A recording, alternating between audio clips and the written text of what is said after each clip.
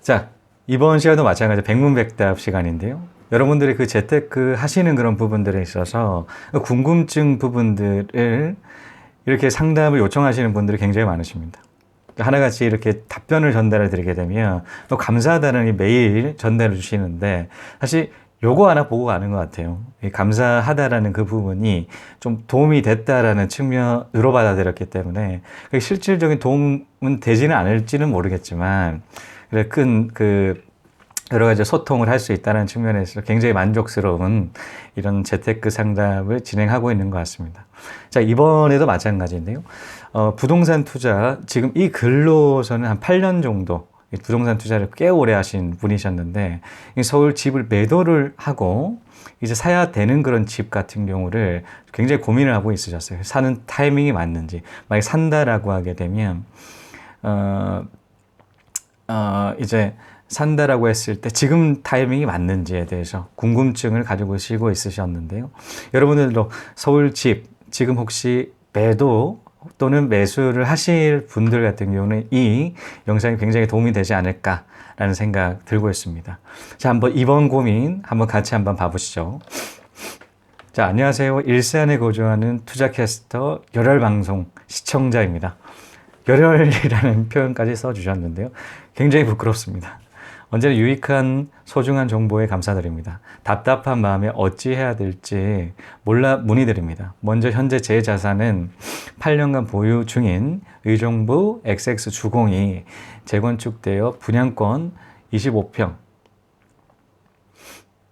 자, 의정부 XX가 재건축되어 분양권 25평 시세 2억 4천, 대출 없음. 현재 살고 있는 오피스텔 전세금 7천만 원.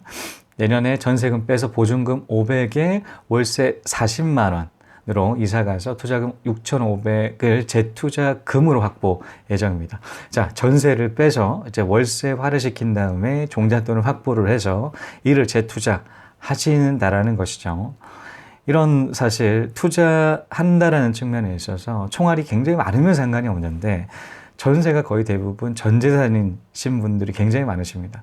자, 이럴 때는 이 전세금을 조금 더 이제 투자 방향으로, 사실 저는 개인적으로 월세로 산다라고 하게 되면 월세 이상이 나오는 그 현금 흐름이 만들어졌을 때 그 이상이 되는 그 부분에 대해서 이익으로 잡히다라는 측면에 있어서 월세 투자 사실 저는 추천해 드리는데요. 왜냐하면 전세 투자를 한다고 하더라도 이게 올라가면 상관이 없겠는데, 말씀드렸듯이 자, 갭 투자 같은 경우는 공격형이잖아요. 너무 공격형에 머물러 있다라고 하게 되면 휘청할 수가 있습니다. 자, 이를 고려를 해서 좀 안정적인 포션, 월세도 같이 함께 가져가는 그 포션 한번 생각해 보실 필요가 있겠다라는 생각 드네요. 자, 2018년 10월에 XX 광역시 XX구 XX동 1차 21평 2억 4천만 원의 매수 체결, 잔금 날짜 19년 1월 15일, 전세 1억 7천에 놓았는데 아직 들어오지 않아 마음 졸이고 있습니다. 사실 그렇지 않겠습니까? 사실 이 매수를 한다라고 하게 되면 계산적인 부분이 다 맞을 때가 있어요. 다 맞는데 가장 고수들 역시도 마찬가지로 좀 어려워하는 때가 있습니다. 그것은 전세를 구하는데 전세자가 그렇게 안 들어왔을 때 마음 조마조마하지 않겠습니까? 계약금은 걸려 있고 이제는 어느 정도 시간은 확보를 한 상태에서 전세자를 구하지만 언제까지 그 전세자를 구할 수 있을지에 대해서 고민되는 게 사실입니다.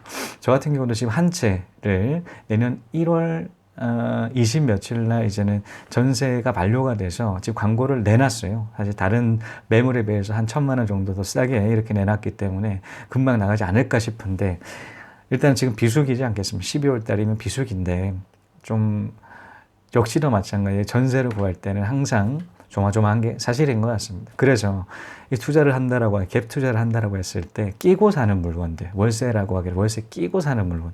제 후배 같은 경우는 대출 없이 10% 그것도 마찬가지로 확정 수익을 받는 상태에서 들어갔어요.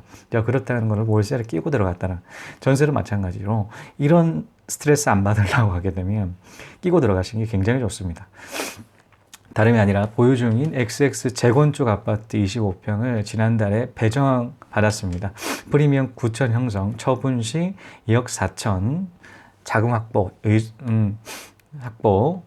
의정부를 매도하고 다음 세 군데 아파트 중 한 곳으로 전세 안고 2억 정도 자금으로 투자하려고 하는데 투자 기간은 8년 이상 생각하고 있습니다. 첫 번째 XX단지 21평, 전부 서울이었어요. 서울시 XX 아파트 26평. 자, 세 번째 XX구 제기로 XX 아파트 25평. 이 세 가지 이 옵션을 생각을 하고 있었습니다. XX 아파트 매도 시점이 지금 적절한지, 전세에서 월세로 옮겨 재투자하는 게 옳은 건지, 투자 시기가 괜찮은 건지, 장기 임대 등록해야 되는지, 만약 다른 곳 유망한 곳이 있으면 추천 부탁드리겠습니다. 장기 임대 등록했을 때 전세금 상한 5% 한도에 걸려 전세금 상승 시 재투자금 확보에 어려움이 있을 것 같아 어떤 결정을 해야 될지 고민입니다. 너무 복잡하고 어찌할지 답답합니다. 부디 현명한 조언 꼭 부탁드리겠습니다. 늘 건강하시길 기원드립니다. 라고 말씀해 주셨죠. 굉장히 많은 질문을 해 주셨어요.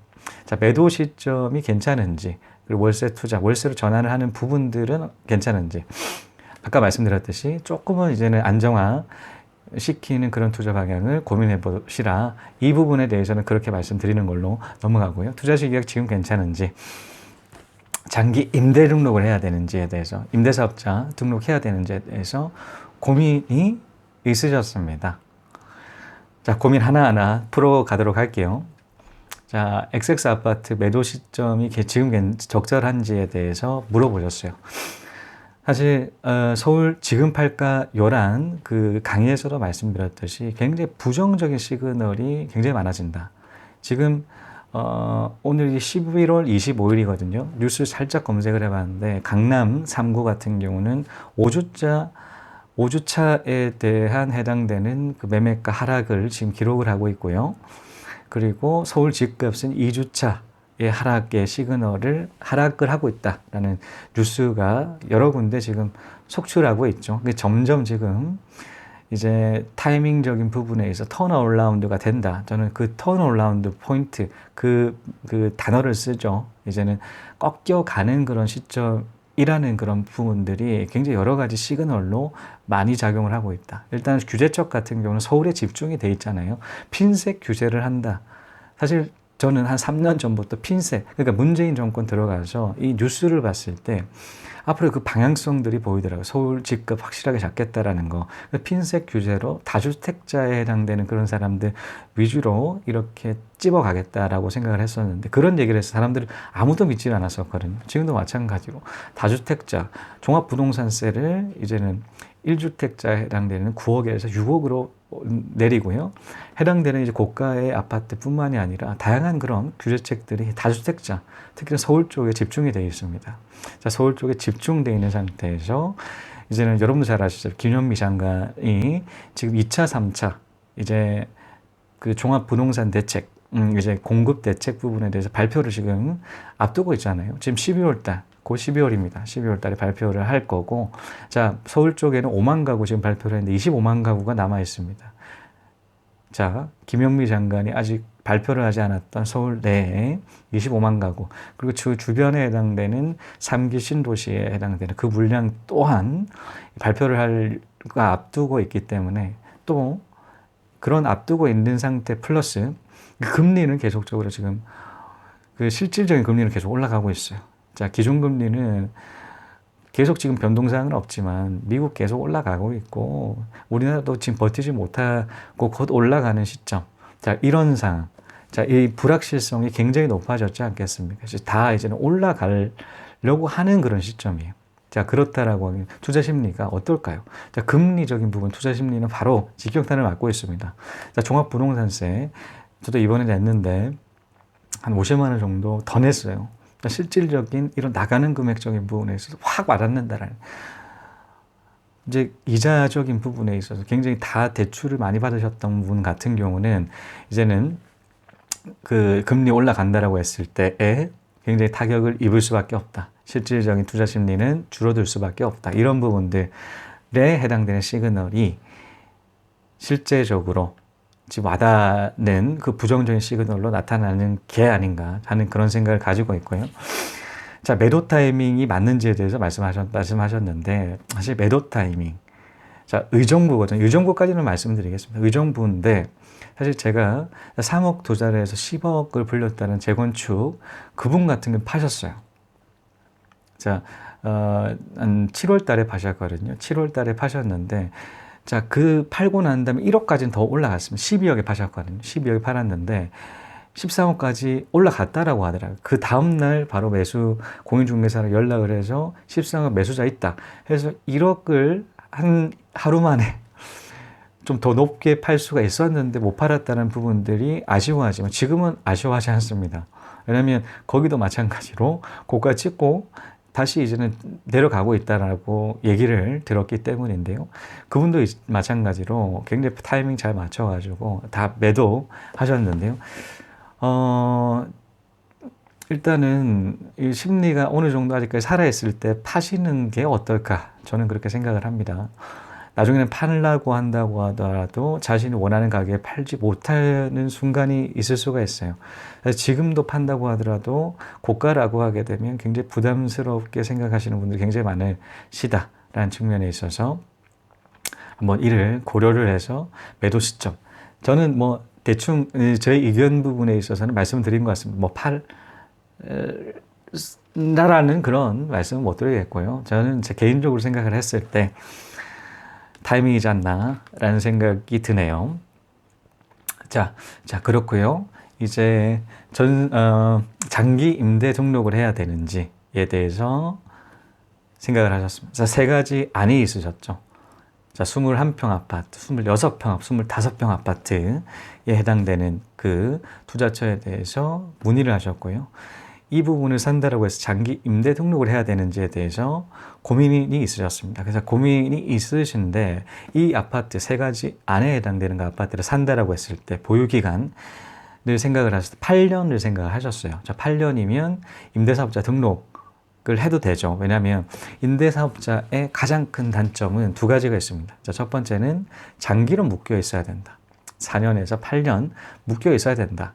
그리고 이제 전세금을 상승시킬 때 5% 이상으로 상승하지 못한다는 측면에 있어서 다른 데는 뭐 예를 들어서 1억에 해당되는 전세가 2억으로 올라갔다. 2억으로 받을 수 있는 그 전세를 5%면 얼마나요? 500인가요? 500만 원밖에 더 못 받아요. 자, 그렇다라고 굉장히 아깝겠죠. 자, 올려서 그 1억만큼 해당되는 금액 땡겨가지고 또 투자를 할 수가 있는데 이분도 마찬가지로 계속적으로 투자를 하기 위해서 그 고민이 있으셨습니다. 상승시 재투자금으로 활용을 확보를 해야지 투자가 된다라고 생각을 하기 때문에 그런 어려움이 있으셨는데요. 자, 장기 임대주택을 등록하기 위해서는 이 단점인 두 가지를 고려를 하시면 됩니다. 자, 첫 번째는 아까 말씀드린 오래 걸린다. 장기로 가야 된다. 자, 이런 부분 8년으로 생각을 하셨기 때문에 그 해당 요건이 있는데 자, 5% 구간 해결책 전달 드리겠습니다. 자, 임대사업자는 그 5% 등록을 했을 때 5%라고 하는데 그 등록 시점이 제일 중요해요. 자, 예를 들어서 잔금을 치잖아요. 잔금을 치고 그 다음에 전세자를 받고 자, 세 번째로 이제는 임대사업자를 등록을 한다. 그러면 등록하는 그 시점에 이후에 전세를 계약을 한 게 아닙니다. 자, 그 전에 계약을 한 거죠. 자, 그렇기 때문에 전세금을 이제 상승시키는 2년 있다가 이제 전세 갱신을 한다거나 전세를 새로 받아야 되지 않겠습니까? 이때 올리는 금액적인 부분에서 5% 적용이 아닙니다. 자, 2년 후에 해당되는 그 금액적인 부분이 이제는 기준이 돼서 그때부터 이제는 5%다라는 거죠. 자, 그러면 자, 임대사업자 등록을 하고 뭐 다음 일이라든가 얼마 안 있어서 전세 계약을 한다라면 거기가 기준이 되는 거죠. 그러니까 임대사업자 그 일을 기준으로 그 이후에 해당되는 그 전세금에 해당되는 부분은 5% 적용받는데 그 전에 해당됐던 그 전세금 같은 게 해당 사항이 없어요. 자, 임대사업자 매매를 치고 난 다음에 3개월 동안 가능하잖아요. 그 전에 전세를 받아놓고 임대사업자를 등록한다고 하더라도 등록하시라. 그러면 5% 한 번에 대해서는 증액할 수가 있다. 라는 부분 있습니다. 자, 그러면 뭐 산다라고 한다라고 하더라도 사실 저는 뭐 부정적인 시그널이 있다고 하더라도 썼을 때 올라갈 수 있어요. 사실 올라갈 수도 있기 때문에 본인이 결정을 해서 사신다고 하더라도 그 전세를 받고 임대 사업자 등록하시기를 추천드립니다. 죽을 쓰고 있을 때 당신은 또 죽 쓰고 있냐 인생이. 죽을 쓴다고 판단하면 지금이 절호의 찬스다. 지금 재정비를 하고 지금 제자리에서 뭔가를 하고자 하는 의욕이 생기지 않으면 그 인생은 정말 힘들 것이다. 그렇기 때문에 어려울수록 더 노력하고 인내하고 포기하지 말고 끝까지 목적을 달성할 때까지 죽는 힘을 다해서 가야 된다는 거죠. 자, 이것으로 서울집 살까요? 지금 사도 되겠습니까? 에 대한 해당 답변 전달드리는 시간 가졌습니다. 시청해 주신 여러분 감사합니다. 다음 시간에 또 뵙겠습니다.